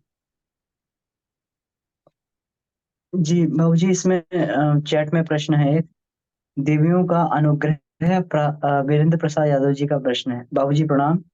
देवियों का अनुग्रह प्राप्त करने की क्या शर्तें हैं, कृपया स्पष्ट करें। देखिए, देवो भूतवा देवम यजेत, कैपेसिटेंस होनी चाहिए, पात्रता हर चीज के लिए जरूरी है पाने के लिए। पात्र ही नहीं रहेगा तो दे दीजिए, तो कहाँ दे दे, कह कि लाओ कटोरा वटोरा कुछ ले आओ। तो पात्रता का विकास कंपलसरी है, साफ कहा है प्रज्ञोपनिषद में। देखिए पहले प्रथम खंड में ही आता है, उसमें ये बात बताई गई है कि वरिष्ठ आत्माओं को तू पैदा कर, तो ढूंढ उन्हें, उन्हें वरिष्ठ आत्माएं बना। तो जिनके पास जो श्रद्धा है और जो प्रज्ञावान है, जो निष्ठावान है, वो आसानी से पा लेंगे। बस यही पात्रता है। पात्रता का चरित्र चिंतन व्यवहार, बस व्यवहार कुशल व्यक्ति को निष्ठावान कहा जाता है, आदर्शगत व्यवहार। चरित्र के जो उसमें जो धनी बन जाते हैं वह, तो उनको प्रज्ञावान कहा जाता है। बस और श्रद्धावान हो जाता है इसमें चिंतन, यानी उत्कृष्ट चिंतन, ईश्वरीय चिंतन को हृदय में धारण करके चल रहा हो, आदर्शों पर घुमड़ रहा। तो ये तीनों शरीरों की साधना है। बस श्रद्धा प्रज्ञा निष्ठा तीनों शरीरों के रिफाइंड स्टेट में उत्पन्न होता है। तो पात्रता का विकास हो जाएगा तो हर कोई पालेगा कहीं भी। तो अपनी पात्रता का श्रद्धावान व्यक्ति, श्रद्धावान लभते ज्ञान, यहाँ तक उसमें लिखा है ना, इसमें गीता में ये भी एक सूत्र आता है, जो श्रद्धावान है, यो यत श्रद्धा स एव स, जिसकी जैसी श्रद्धा है वैसा ही उसकी पर्सनालिटी। तो श्रद्धा, हे अर्जुन, इस गीता को वहां मत कहना जहां पर श्रद्धा न, वो धारणशीलता, पात्रता ही नहीं है तो क्या कहेगा उसको समझने का। कुछ कह देगा शिशुपाल की तरह, उसको ऐर मिलार कुछ कुछ कहते रहेगा, और ढेर सारे आरोप लांछन उसी व्यक्ति पर लगाएगा, दोस्त दुश्मनों का। तो उस हालत में नहीं, तो श्रद्धावान, प्रज्ञावान और निष्ठावान, बस ऐसे व्यक्ति पा लेते हैं। बस स्वस्थ स्मृता मति मति शुभम ददासी, जो स्वस्थ हृदय से दुर्गा को पुकारते हैं वो पा लेते हैं। स्वस्थ स्मृता भी है, स्वस्थ। तो वो कसाय कलमशों को हटा करके स्वच्छ हृदय निर्मल मन जन सो मही पावा, सब ने यही बात कही है कि दोषा नाम दुर्गुणा नाम से वारणम, इनको हटाया जाए और सत्यवृत्ति को धारण किया जाए, ये एक बात कही गई। तो हमें लगता है कि हो गया होगा स्पष्ट जी। जी जी बाबूजी। जी, मैं और और भी आगे हैंड रेस कर हाँ, सकते हैं। कर सकते हैं, पूछिए। और देखिए, उस मान लें कि हर एक चीज का होता है ना लाभ अनुभूतियां, तो पंचकोशों में जो सिद्धियां दी गई है, सभी सिद्धियां, तो सिद्धियां सब दैवी शक्तियां भीतर से ही जगती हैं। तो पात्रता के विकास के लिए उसमें यौगिक क्रियाएं दी जाती, तो वो यौगिक क्रियाएं मिल जाएगी बस। भक्ति भावना हमें समर्पण सिखाता है, तो समर्पण से यहाँ करेंगे तो ईश्वरीय चेतना शरीर में भगने लगे। अखड़पन अहंकार वहां पर दिक्कत करता है, तो वो लेयर आने नहीं देता। तो उसी को विज्ञान में को उसमें ग्रंथि भेदन कर दिया गया है। अहंकार को हटाना, ग्रंथियां हैं, गांठें अहंकार है, चाहे सात्विक हो या राजसी हो या तामसिक हो। तो ये जब बाउंड्री कर दिए, घुसने ही नहीं दे रहे हैं, तो कैसे शक्ति आएगी? एक आदमी मकान बना लिया तो बाद में याद पड़ा कि ओहो, खिड़की तो खोला ही नहीं, दरवाजे नहीं खोल पाए, बनाते चले जा रहे, तो प्रवेश द्वार देना पड़ता है।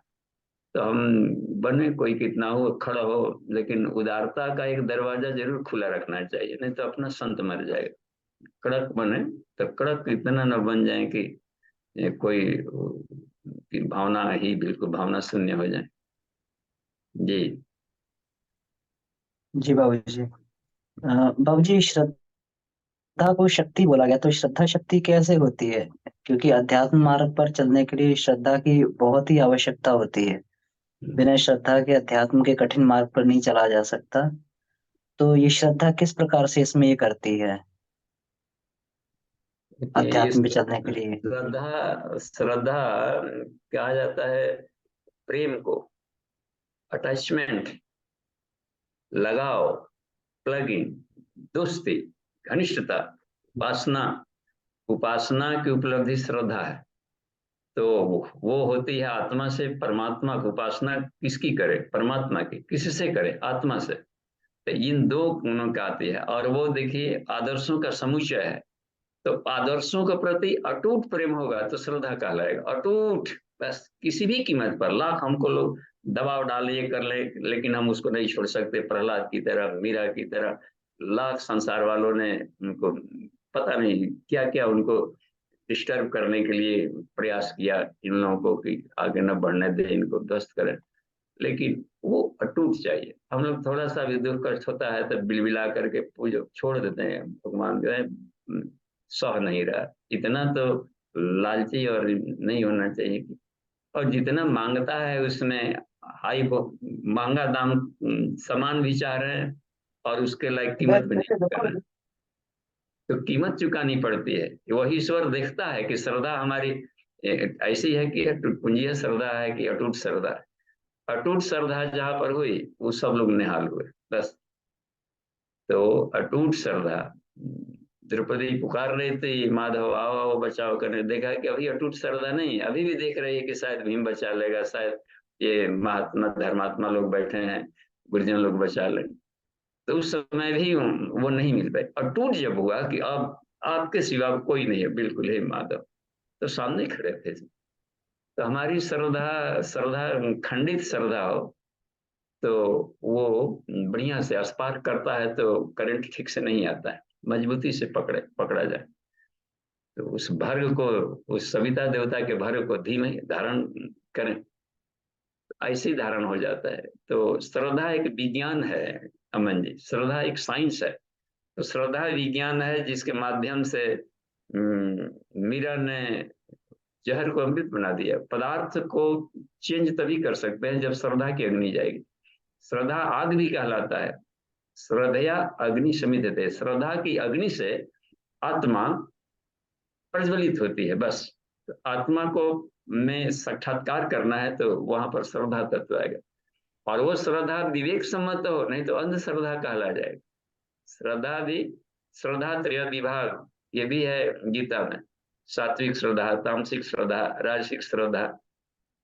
तो श्रद्धा शिव जी को बोल रहे हैं, पी भी रहे हैं बम शंकर। अब देखिए अब शिव जी को भी नाम अपराध का पाप चढ़ता है, शिव जी के नाम को बदनाम करने का, देवियों के नाम पर हत्याएं करना और बलि चढ़ाना, ये सब नाम अपराध के श्रेणी में आता है।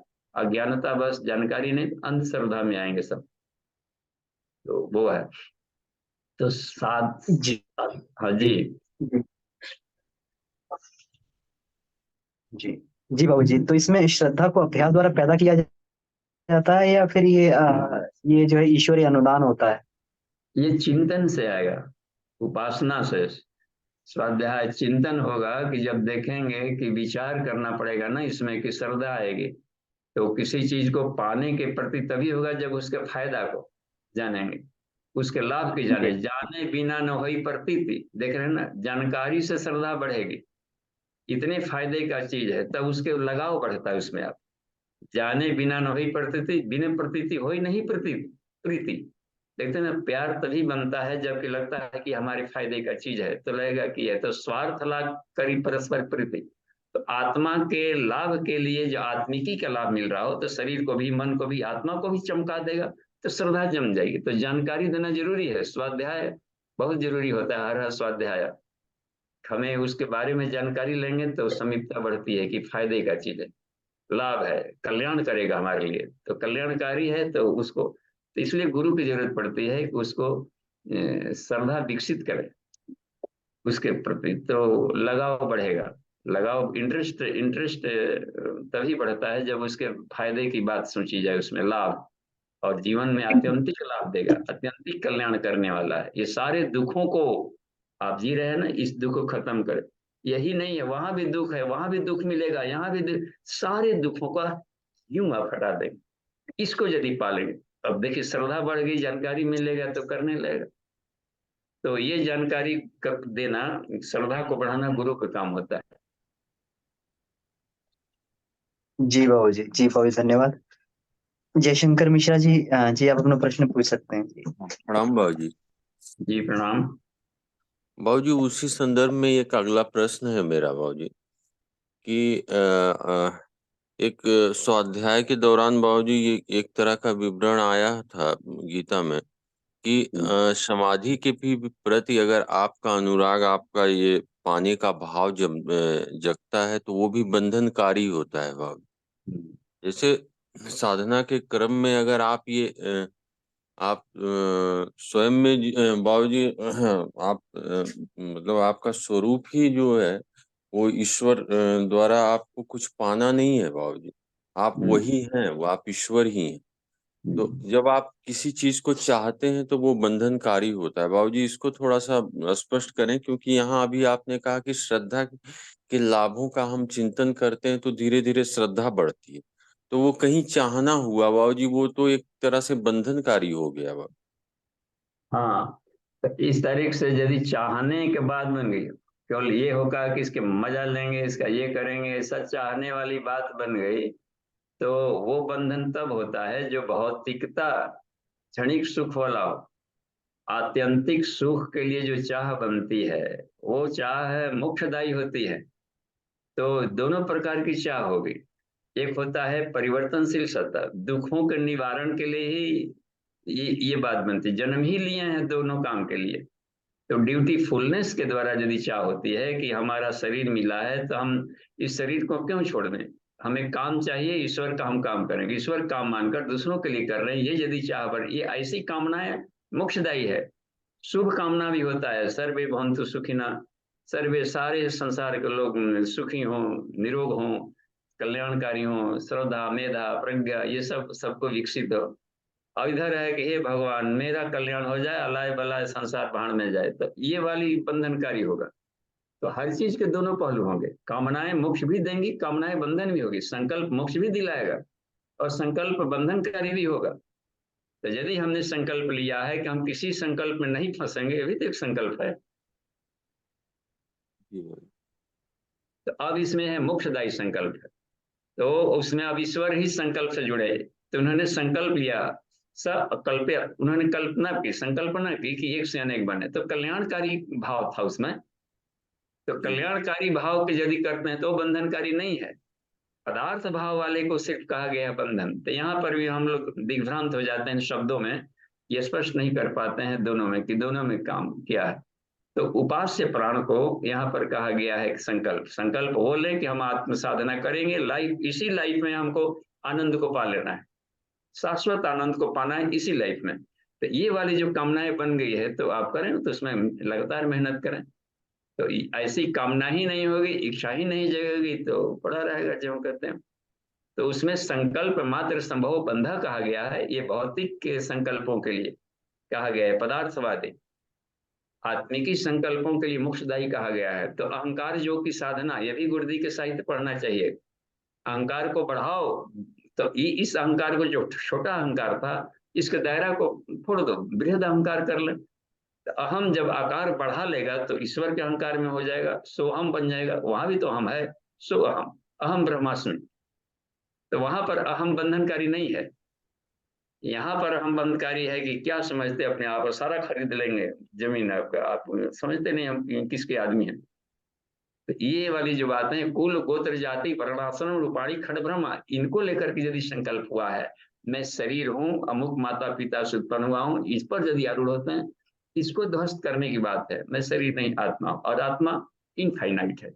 इनफाइनाइट सारा ब्रह्मांड हमारे भीतर है, तो किससे हम खींचे, किसको क्या करें। जी बाबू जी। बाबू जी, एक दूसरा प्रश्न है, समझ में आ गया बाबू जी। जो तंत्र महाविज्ञान में जो बातें आती हैं, जो लोग परिचित हैं पंचमकार की बाबू जी, कि तांत्रिक साधना पंचमकार के द्वारा की जाती है बाबू जी, जो मस्त मदिरा वाला। तो बाबू जी, उसके पीछे का जो है, उसको जो है इन चीजों से जोड़ने के पीछे भी कोई साइंस रहा होगा बाबू जी, उसका क्या अभिप्राय है? ये साइंस हम लोग यदि सावित्री कुंडलिनी और तंत्र में इसको स्पष्ट किया है, या तंत्र महाविज्ञान पूज्य गुरुदेव का है वॉल्यूमिनस साहित्य, उसमें भी देखेंगे तो इसको इसके आत्मिकी पक्ष को भी लिया है। तो योग विज्ञान में योग पर अर्थ लिए जाने चाहिए। शब्द तो वही रहेगा, लेकिन हर शब्द के अनेक अर्थ होते हैं। तो कौन से विषय में ये शब्द दिया गया, मध्य माने मदिरा नहीं यहाँ पर है, मध्यम, चूंकि मकार कह दिया कि सब म म म म से शुरू हो रहा है। मध्यम मानसम च मीनम च मुद्रा मैथुनम एवच मकारम पंचमम आहुर योगिना मोक्षदायतम, ये पंच मकार योगियों को मोक्ष देते हैं। तो ये तंत्र महाविज्ञान में गया। तंत्र महाविज्ञान यानी आत्म साधना, बस। तो आत्मा के द्वारा इस पर, संसार पर नियंत्रण करें। तो पंच मकार में एक आ गया मध्यम, यहाँ पर मध्य कहा गया है। यहाँ पर देखिए, व्योम में पंकज निश्यंत, यानी सहस्रार कमल, व्योम पंकज, आकाश में जो कमल खिला हुआ है, सहस्रार चक्र को कहा जाता है। उसको शून्य चक्र भी किसी किसी ने कहा गया। व्योम पंकज निश्यंत, उससे टपकते हुए अमृत को खिचड़ी मुद्रा से जब आप पाते हैं, वो व्योम पंकज निश्यंत सुधा पान रतो भवे, इस टपकते हुए रस को जो आदमी पीता है, अब देखिए कितना खिचड़ी मुद्रा से वो कारण शरीर का है साधना, तो आनंद अमृत में जाएगा। तो उसको कहा मद्यपानम इदम प्रोक्तम, इसको मद्यपान कहा गया है। इतरे मद्यपाई ना, बाकी सब तो पियकड़ है उधर नली में गिरने वाला, उसको मद्य निषेध कहा गया, और इस मद्य को पीने को कहा गया। मद्य शब्द जो है यहाँ पर, वो शब्द है सहस्रार चक्र से टपकते हुए अमृत बिंदु को, जो खिचड़ी मुद्रा से पाई जाती है। मांसम च, मांस कह दिया जाता है अपने वासना तृष्णा अहंता को गलाने को, इसको कहा गया है। यही कवर है हमारे बॉडी का, लबादा बना हुआ है मांस का, जो लोथड़ा रजाई हम लोग ओढ़े हुए हैं, वो अमृत उपस्तरणम से, उससे हम अमृतत्व को प्राप्त करने के लिए था, तो इसको इसमें लगा दिया गया। और मांस कहा जाता है अन्न को भी, वह अन्न जो दिव्यता दे, तो ऐसे अन्नों को मांस कह दिया जाता है। और उसमें जैसे गुद्दा भी कहा जाता है, बोटनी में मांसल फल है तो उसके गुद्दे को मांस कहा गया है। आज के भी क्लास में यही पढ़ाया जा रहा है, fruity, fleshy fruit, dry fruit. तो फ्लेसी फ्रूट में सब जाए, जितने फल हैं सब फ्लेसी फ्रूट में आते। मांसल फल, तो ये मांस वाला थोड़े जाए कि बकरे उकरे का मांस इसमें डाला गया, ये मांस कहलाते हैं मीजो कार्प को, छिलका के बाद और बीज के बाद में जो बीच वाला है, जिसको हम लोग जूस पीते हैं, खाते हैं, पपीता है, तो इसको कहा गया है। तो ये सात्विक पत्रम पुष्पम फलम त्वयम, इससे भी एक लाभ लेते हैं, अनुकल्प में आता है। तो ये एक बात रह गई। तो मांस से अनुकल्प में लिया गया है। धान के खिल्ली को भी अज कहा जाता है, तो अज को बलि देता, अज माने बकरा काटने लगे। लावा लाजा होम किया जाता है ना शादी विवाह में, वो अज का आहुति दी जा रही। तो ये सब शब्दावलों को नहीं जानने के चलते सब गड़बड़ा गया वैदिक क्रम में। तो इसको हम दें तो सात्विक अंश से शरीर को पुष्ट किया जाए, बस अन्नमय कोष को। सात्विक आहार विहार से। तो यहाँ पर वो रखा जाता है कि अन्नमय कोश को हम शानदार बनावे, दिव्यत्व बनावे। तो अन्न को ही मांस कह दिया जाता है, कवर है जीवात्मा पर रखने के लिए। मध्यम मांसम च मीनम च, इसमें कहा गया है। मछली कहा जाता है, मछली को खाओ। हम तो रोज मछली खाते हैं, भरपेट खाते हैं। आप समझिएगा कि वो बरारी तारी रोहू ये सब खाते होंगे, इस अर्थ में नहीं आ गया है। इसको बताया गया है तंत्र ग्रंथों में, यहाँ पर सावित्री कुंडली तंत्र में इसके साइंस को बताया है युग ऋषि ने कि इसमें गंगा जमुनूर मध्य, देखिए शरीर में नदियां बह रही है, शरीर में ही मछलियां दौड़ रही है, हम लोग इसको नहीं खा रहे हैं। कहाँ तो बाहर मछली मार्केट की तरफ लाइन लगाए हुए हैं, चौंटा और लिद्दी सूंघ रहे हैं। शरीर के भीतर में दो नदियां हैं बड़ी बड़ी, ईड़ा पिंगला, गंगा जमुना। तो गंगा जमुनोर मध्य द्यौ मत्स्य चरतम सदा, दो मछलियां बराबर इसमें दौड़ती है। अपान इसमें देते हैं, इसमें प्राणापान प्राणापान प्राणापान प्राणापान प्राणापान, ये दो मछली बराबर दौड़ रही है। तौ मक्षौ तौ मत्स्य भक्षित अस्तु, इन दो मछलियों को खाता है यानी कुंभक करता है। प्राणापान गति रुद्वा प्राणानाम प्रायणा, उसको मत्स्य साधक कहा जाता है। कहाँ साइंस, कहाँ बात, कहाँ हम उड़ रहे हैं जाकर उधर। इस दारी को बेटा भट्टी में जाकर के अपने आप को सत्यानाश कर रहा। तो मीन शब्द कहा जाता है, इसको कहा गया। और यह सुषुम्ना में चलने को भी मीन कहा जाता है। विषुवत रेखा पर जब दौड़ती है ना जो करंट, इसको मीन कहते हैं। वहां भी मछली उत्तरायण दक्षिणायन, देखिए प्रकाश में भी मछलियां उत्तरायण दक्षिणायन ये सब दौड़ रही है। तो प्राणों की गति को यहाँ पर कह दिया गया। और भी जाकर देखिए, मध्यम मांसम च मीनम च, मुद्रा देखते हैं, मुद्राएं होती है। अब मुद्रा से आपको आजीवन हम लोग पाल लेंगे, बुढ़ापा कभी नहीं आएगी और न रोग कभी होगा। जरा मरण नाशनम, तो मुद्राओं में भी नाम दिया है। महाबंधो महामुद्रा, महाबंधो महामुद्रा, महाबंधो महावेद शखेश्री ओडियान मूल बंधश बंधो जालंधरा विदा करणो विपरीताख्या वज्रोली शक्ति चालनम इदम ही मुद्रा दशकम जरा मरण नाशनम, ये जरा और मरण को नाश करने वाली मुद्राएं हैं। आत्म साक्षात्कार भी दिलाए, ज्ञान मुद्रा, सब मुद्राएं, सारी मुद्राओं को ऐसे हम लोग देखते हैं, मुद्रा ही नहीं जानते। तो मुद्रा की साधना को भी कहा गया है कि ये सब मोक्षदायिनी है, यानी जीवन के सारे कष्टों को हटा देंगे। मुद्रा और मैथुन कहा जाता है। देखिए इसमें मैथुन एक शब्द आता है कि इसमें सहस्रार उपरी बिंदु, सहस्रार चक्र, बिंदु माने परमात्मा, सहस्रार उपरी बिंदु। इसमें देखिए कुंडलिन्याम मिलनम शिवे, हे शिवे, शिव जी बता रहे हैं पार्वती को, ये कुंडलिनी का सहस्रार में मिलन के क्रम में जो सहस्रार से मूलाधार से सहस्रार जो मंथन प्रक्रिया की जाती है, इसको योगी नाम मैथुनम दिव्यम शयनम योगी नाम प्रकृति, यह योगियों का दिव्य मैथुन यही कहलाता है। मंथन मंथन और मंथन, इससे चक्र जगेंगे, आत्मज्ञान मिलेगा। ये कितने पवित्र अर्थों में रखा गया है मिश्रा जी। देख रहे कहाँ कहाँ योग साइंस है और कहाँ मार्केट में घूम रहे हैं, मछली खरीद रहे हैं। जी बाबूजी स्पष्ट हो गया। प्रणाम जी बाबूजी। जी प्रणाम। तो और देखिए तो अमन जी। जी सुभद्रा दीदी। हाँ जी बाबूजी प्रणाम। बाबूजी गांव में भगवती थान होता है, बोलते हैं भगवती स्थान, तो उसमें माँ का कौन सा स्वरूप रहता है और वहां पे बलि प्रथा रहती है जैसे, तो उस बलि प्रथा का मतलब ऑप्शन क्या ढूंढा जाए? बहुत सारे बलि अभी भी करते हैं, तो उसका ऑप्शन क्या दिया जाए? अब बलि में ऑप्शन दिया जाए तो काम क्रोध लोभ आदि पशवा, थोड़ी शास्त्रों का भी अध्ययन करना पड़ेगा ना, भारतीय दर्शन को, उपनिषदों का। काम क्रोध और लोभ को कहा गया है, पशु कहा गया है, इनको छोड़ा जाए। तो आप कैसे यज्ञ में कृतियां छुड़ाते हैं, बुराइयां छुड़वाते हैं, तो उतने बुराइयों की बलि दिया। पाश्विकता को अपने भीतर में, काम क्रोध लोभ पशु है, किसी आदमी के खोपड़ी में घुसेगा तो फिर वो जानवर की तरह व्यवहार करेगा। तो इसको छोड़ने को बात कही गई है बस। तो पशु बलि हो गया, इतने लोगों ने पशुता छोड़ा, देवत्व को धारण किया, तो इसको कहा जाता है पशु बलि। आपके यज्ञों में तो खूब पशु बलि होता है, इस वेराइटी वाला। लेकिन वो लोग जो चढ़ाते हैं वो इस चीज को नहीं ना समझेंगे बाबूजी, बकरी की जगह कहेंगे फिर क्या काटा जाए, तो ऐसा पूछने लगते हैं ठीक है, ना कम से कम जो समझते हैं विकल्प। वो तो ना करते हैं। और जो बाबूजी वो समझते हैं भगवती वो थान नाम मतलब रखने वो ना देवी का समर्थन कौन करें। सा स्वरूप है? हाँ, वो कोई स्वरूप नहीं है, और साफ उन्होंने भगवती का कह कौन दिया सा है स्वरूप कि है वो गांव में? क्या कहना चाह रही है अमन जी? भगवती स्थान गांव में जैसे बाबूजी होता है, तो वो माँ का कौन हाँ, सा स्वरूप है? मतलब भगवती थान बोलते हैं हम लोग, तो वो क्या मतलब उनका स्वरूप तो रहता है है? ना, हर गांव में काली मंदिर होगा, हर गांव ही में होगा, काली मंदिर होता है भगवती का। काली मंदिर नहीं है बाबूजी, भगवती थान बोलते हैं, उसमें काली जी की भी मूर्ति नहीं है।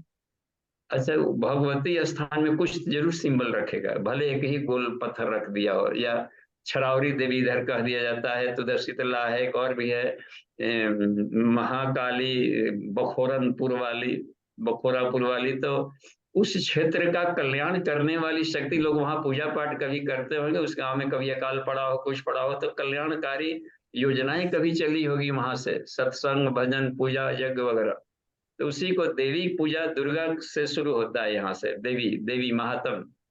तो वहां पर तो वो देवी भी का भी माँ रूप है दुर्गा ना, माँ का ही अनंत रूप स्वरूप है। है। हाँ, उनको श्रापित सहस्त्र देवी भी सहस्त्र बोलते हैं। नाम है, दुर्गा सहस्त्र नाम, सरस्वती सहस्त्र नाम, गायत्री सहस्त्र नाम, पढ़ते रहिए कहीं पर। अच्छा जी बाबूजी जी। उनको श्रापित जी देवियां भी बाबूजी, बोला जाता है प्रणाम जो बाबूजी, बलि थैंक यू। एक और आवाज आई थी कहाँ से? जी उनको श्रापित देवियां बोला जाता है जो बलि लेती हैं। हाँ, घर में भी कुल है, तो जो भी है तो जैसे जो भी हमारे है, कहीं गुरुदेव पर जी है। कोई देवी कह दिए तो ठीक है। छिन्नमस्ता कहीं पर, इधर भी छिन्नमस्ता है, चामुंडा देवी कहीं है, कामाख्या देवी वहां पर मिल जाएगा, देवी तारा चंडी यहाँ पर एक है, सासाराम नदी, तो सब शक्तिपीठ कहला जाता है। तो बीच वाले समय में सही जानकारी न मिला होगा, तो आचार्य का काम रहता है कि सही जानकारी ने, तो बलि के नाम पर कुछ पशु बलि, माने इसी पशु को लोग समझ गए होंगे, तो बराबर ये गुरु शिष्य परंपरा कभी खत्म ना हो, तो कोई लिंक टूटा होगा तभी जाकर ऐसी बात बनी होगी। और जो तामसिक खान पान वाले होंगे, समाज में लोग रोकते होंगे, तो इसका इसका इसका माध्यम बना लिए, आड़ ले लिए हो धर्म का। ये भी संभव है कि इसके आड़ में देखिए लिखा है किताब में, नहीं पशु बलि लिखा है, तो इस तरीके से अब रोक नहीं सकते, किताब पढ़े नहीं, दूसरों को पढ़ने नहीं दिए, तो बात नहीं क्लियर हुई, तो ऐसे लोगों को भी बात चल गई कि धर्म के आड़ में करेंगे तो शायद समाज माफ कर दें। तो अब क्या हुआ है, लेकिन कहीं ना कहीं पर ये बिल्कुल ही धर्म विरुद्ध कहा गया है, बस। जी बाबूजी प्रणाम, थैंक यू बाबूजी। साफ उन्होंने लिखा है कि कोई भी माए को दूध पिलाएगी, दूसरे का खून पिएगी, हो ही नहीं सकता है ना, माँ माँ होती है, बस ये है, सभी जीवों में है। अब किसी भी वन्य पशुओं का हत्या नहीं कर सकते अभी कोई। तो ये रह गई बात में। जी हम्म। बहुतों ने, अभी तो हम लोग गए थे जी मनाली, नितिन भैया। मनीला साइड में, तो वहां के भी थे, बहुत ही हाई कोर्ट तक से लड़ करके पूरा का पूरा एरिया को उन्होंने पशु बलि को बंद करवाने का ऑर्डर पास कराया। और शास्त्रों का खूब तर्क दिया गया उन्होंने कि कहीं भी पशु बलि धर्म के नाम पर बिल्कुल है, कलंक है।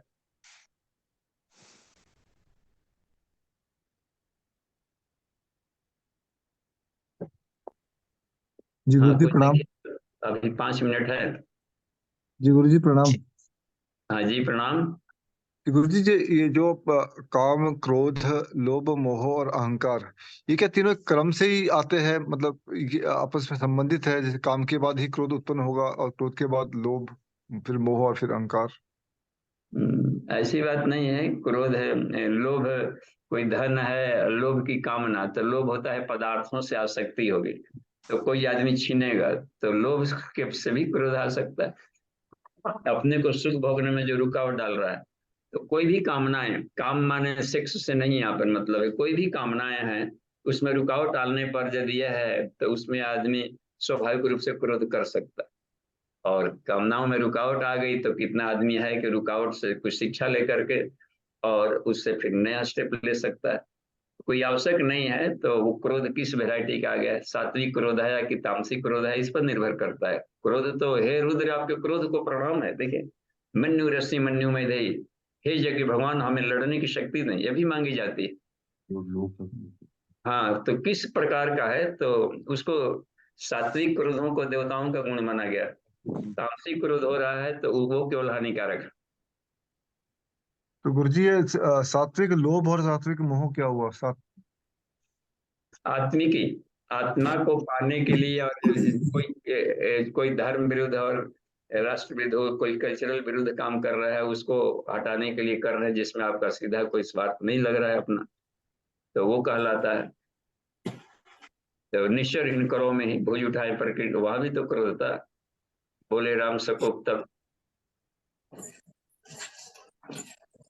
समझाने पर भी नहीं मान रहा था, तो भी किए थे। तो कृष्ण ने वहां पर डांट भी लगाई है अर्जुन को, तू हमको बांधेगा। तो वहां पर ये जो बात बन जाती है, तो वो जहां भी देखे कि वेद विरुद्ध आचरणों में जो क्रोध करने को तही, उसके लिए तो क्रोध आवश्यक है, नहीं तो आदमी का पराक्रम मर जाएगा। जी, तो बाबूजी जैसे आत्मज्ञान में जो है अगर कोई ज्ञान पाने की अधिक से अधिक इच्छा हो तो उसको जो है लोभ कहा जा सकता है, आत्मिक लोभ है ये? नहीं, इस लोभ को बढ़ाना है।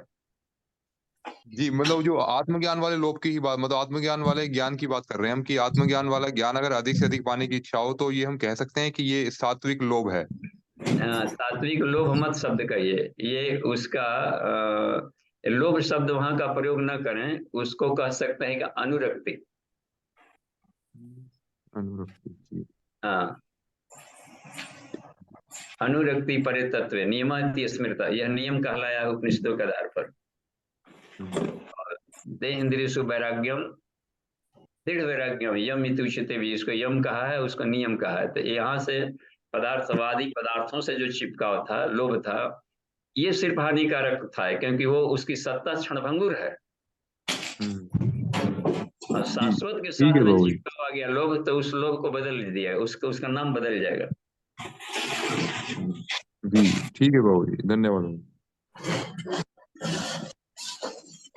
जी धन्यवाद। अभी देखिए तो 2 मिनट है, कहीं और चैट वगैरह में या कहीं। प्रणाम पिताजी। जी प्रणाम। पिताजी, गांव में जो सप्त पिंडी रहती है और एक भैरव भैया, लोग कहते हैं कि ये भैरव भैया है, और उससे हम क्या समझे? और छठ पर्व में जो गीत है उसमें रहता है कि 7 पुत्र एक धियावा, धियावा दिया जरूर, तो उस दोनों में क्या हम उसको समझे पिताजी? उसमें धिया बुद्धि को कहा जाता, धी माने बुद्धि। जी। हाँ, तो बुद्धि देंगे और साप्तयामी संसार पर इस बुद्धि से हम काम कर ले। बुद्धि श्रेष्ठ होता है ना, तो सातों शरीरों पर अपना काम करता है।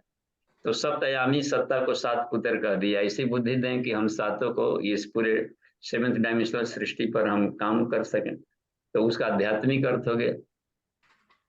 और गांव में जो सप्त पिंडी रहती है और एक कहते हैं कि एक भैरव भैया अलग से थोड़ा सा दूरी हट के बना हाँ, हुआ तो रहता है, हाँ, उसे भाई क्या बहन कहें? कह दिया जाता है कि ये भैरव की शक्तियां हैं सब। तो शक्तियों को बहन भी कह सकते हैं, कहीं कहीं शक्तियों को ये कह दिया गया है। तो सहचर, कहीं पर ये पुत्री भी से सरस्वती को पुत्री भी कह दिया जाता है, सरस्वती को पत्नी भी कह दिया है, जो साथ में काम करते हैं। तो ये इस तरीके से, तो वो साथ में मिलकर काम करते हैं। तो वो दोनों है, भैरव कहा जाता है शिव जी का, तो शिव जी के सब शक्ति धरा है। तो ये जो किताब में अभी ये सप्त मातृका, वो सातों मातृका वो नहीं रहती हैं? वही हैं, उसका नाम है, ये सब दिव्य माताएं सब हैं। वो वही माताएं, जब अपना एक ही पिता जब बच्चों को डांट लाएगा तो शिव जी कहलाएगा। वही पिता बच्चों को उत्पन्न कर रहा है तो ब्रह्मा कहलाएगा। बच्चों को पढ़ाई लिखाई पोषण कर रहा है तो विष्णु कहलाएगा। वो 1000 शक्तियां है ही नहीं है ना, उस 1000 उनके तो गुण हुए। हर बार हम लोग भटक जाते हैं, ये अलग है वो अलग है, बस। जी। जी, ठीक। प्रणाम पिताजी। एक ही शक्ति के अनंत गुण है, तो अनंत गुणों को अनंत शक्ति कह दिया जाता है। लेकिन शक्ति शक्ति है, काम खत्म। जी ठीक है, समय हो गया है, शांति बाट। ओम शांति ही शांति ही शांति ही। समाप्ति। प्रणाम।